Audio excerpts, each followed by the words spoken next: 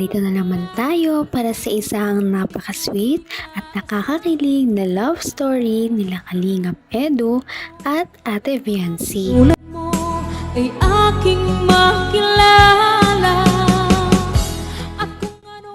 Sa pagpapatuloy ng ating love story ay matutunghayan natin ang araw ng kanilang 7th monthsary.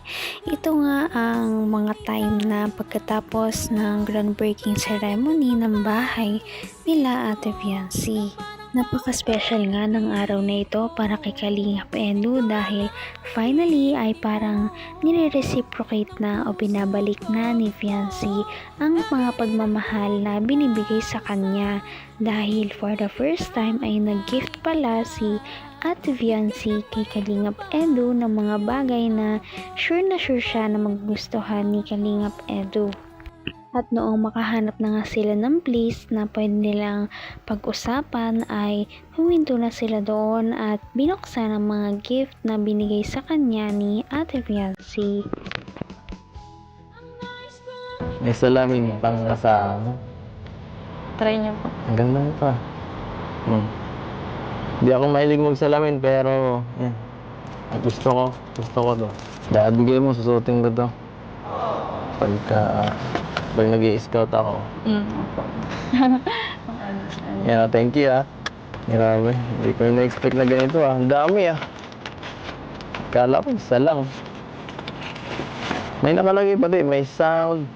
Ano yung mga taste smell. Ito, earphone? Siya nga, earphone, no? Bakit may mga nakasulat na, may body. Ay, di, touch. Tapos may nakalagay smell. Tapos may nakalagay sight. Nagulat talaga ang lahat sa ginawa ni Ate Viancy dahil hindi talaga siya yung tipo ng babae na ganun na mag-gift sa isang lalaki.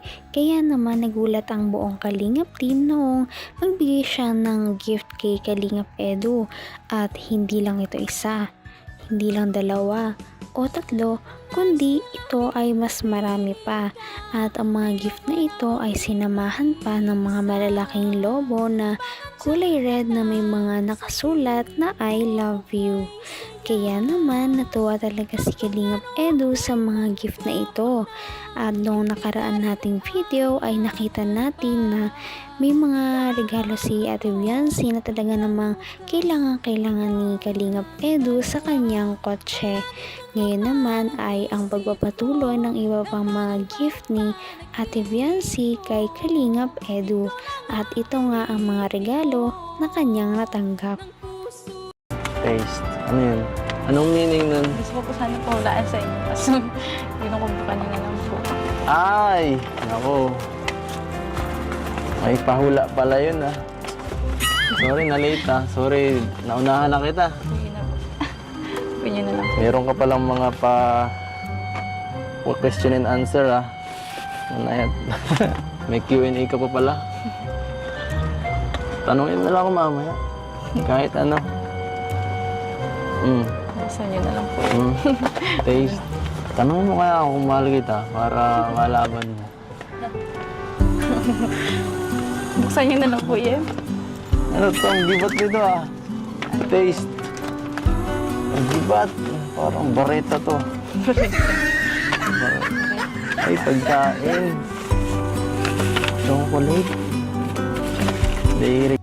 Ang mga gift na ito talaga ay masasabi nating bukal at galing talaga sa puso ni Ate Viancy dahil hindi siya yung taong tipo na magbibigay lang ng kung ano-anong gift kapag binili na, yun na yun. Dahil sa Ate Viancy, pinag-isipan niya talaga ito. Nag-isip siya ng mga bagay na mag-a-appeal sa sense ni Kalingap Edu. Ang sense of touch, sight, smell, taste, at iba pa. Ito ay may kanya-kanyang gift na talaga namang papatok sa taste ni Kalingap Edu. Kaya naman na-appreciate ni Kalingap ang mga effort sa kanya ni Ate Viancy. Partida, ito ay una pa lang na gift ni Ate Viancy para kay Kalingap Edu. Ano pa kaya ang mga susunod na gift sa kanya, di ba? Siguro ito ay mas sweet pa Kaya naman yan ay ating aabangan. Talagang gusto ko ah. Chocolate, alam na alam mo. Baka gusto mo to. Kaya bumili. Grabe. Grabe yun ah. Sweet-sweet naman ang wife ko. Masip po kayo. Dami nang bigay-bigay sa ano. Binigay yung birthday mo. Nahiya ako, dami mong binigay sa akin. Ako yung bulaklak lang. Paano ba ako makakabawi sa'yo? Marami na po kayo naitulong sa akin. Ha? Huwag yung intindihin mo yun. Gusto ko yung ngayon. Gusto ko mapasaya ka ngayon.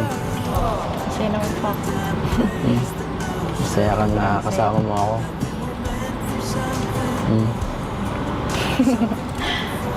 Talaga namang wala ka nang hahanapin pa kay Ate Viancy. Talaga namang kahit sa simpleng lugar lamang siya dinala ni Kalingap Edu para sa kanilang date ay masaya na daw siya. At masaya siya na masaya si Kalingap Edu sa mga binigay niyang gift sa kanya. Dahil mas naging memorable ang kanilang araw ng kanilang monthsary dahil dito. Ngunit hindi alam ni Ate Viancy na hindi dito nagtatapos ang mga bigayan ng regalo ngayong araw. Napakarami talagang nangyayari noong araw na yon. Dahil hindi lang nagtatapos sa unboxing ng regalo ni Ate Viancy kay Kalingap Edu dahil may surprise pa palang pahabol si Kalingap Edu. At ito nga ang mga nangyari. Hawakan mo nga kamay ko. Hawakan mo kamay ko. Masaya man po. Kahit mabilis lang. Kahit 1 second lang.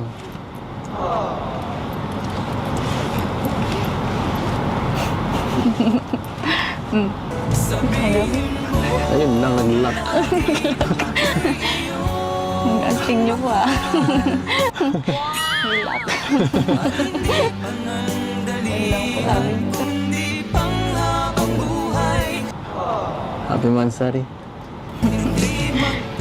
Happy Mansari din po. Okay ka na ba? Okay na po. Sabi niyo 1 second lang, nilat niyo. Babalian mo na ako.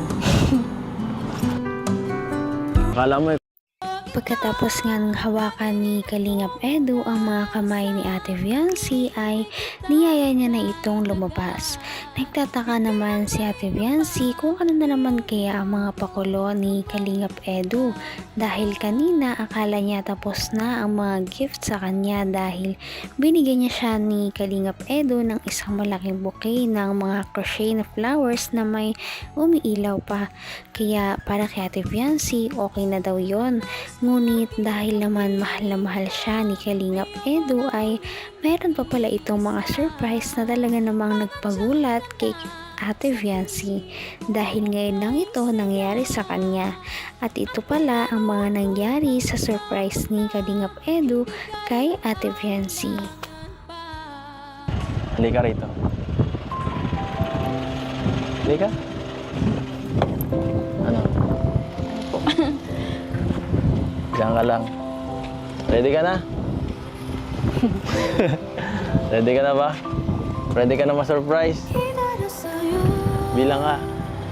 1, 2, 3. Charan! Happy Mansari. Happy Mansari. Ay, grabe. Dito pala yan. Grabe. Siyempre, thank you kay Dr. Love sa pag-asikaso nito. Thank you, Doc. Grabe ang backup talaga. Promise.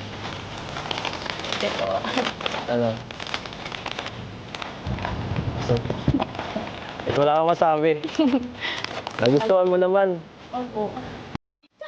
Grabe at kinilig talaga ang buong Kalingap team na nandoon noong araw na yon dahil sobrang sweet talaga ni Kalingap Edu kay Ate Fiancy. Biruin mo, hindi pala nagtatapos sa bouquet at flowers ang mga surprise niya noong araw na yon.